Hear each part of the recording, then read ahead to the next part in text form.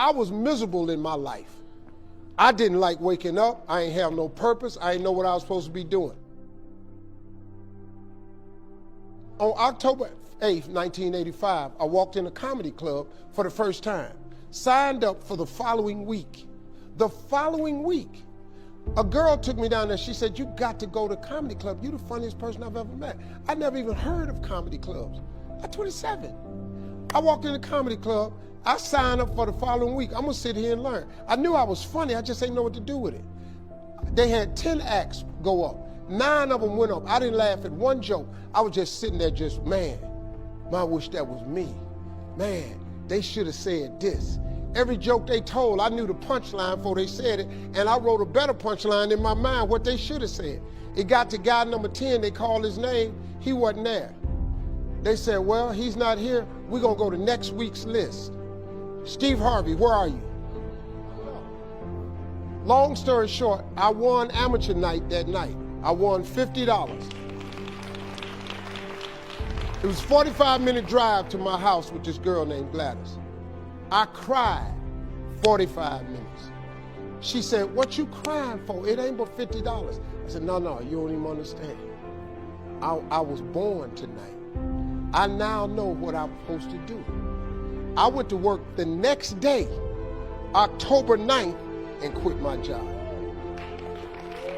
With $50, I had nothing. I just never gave up. I'm gonna tell you something.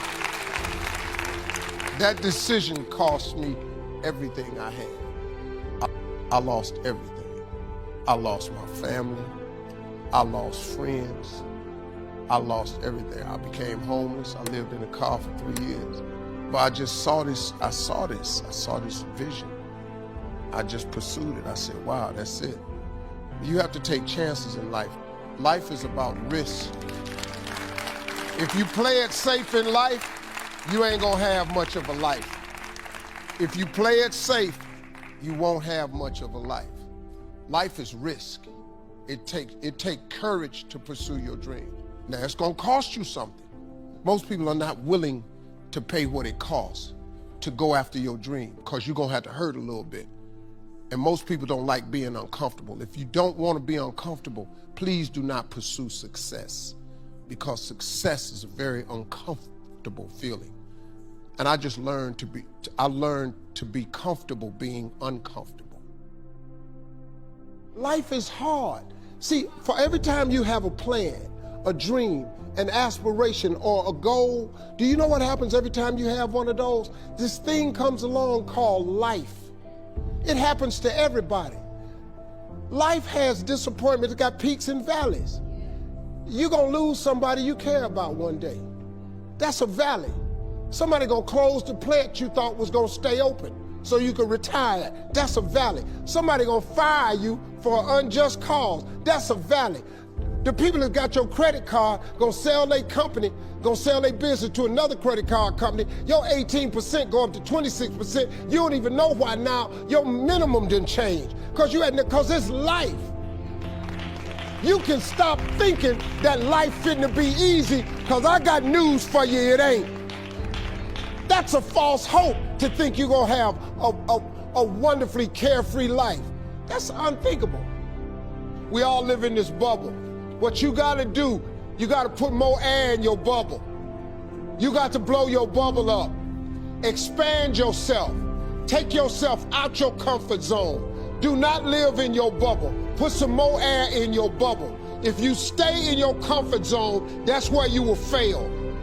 You will fail in your comfort zone. Success is not a comfortable procedure.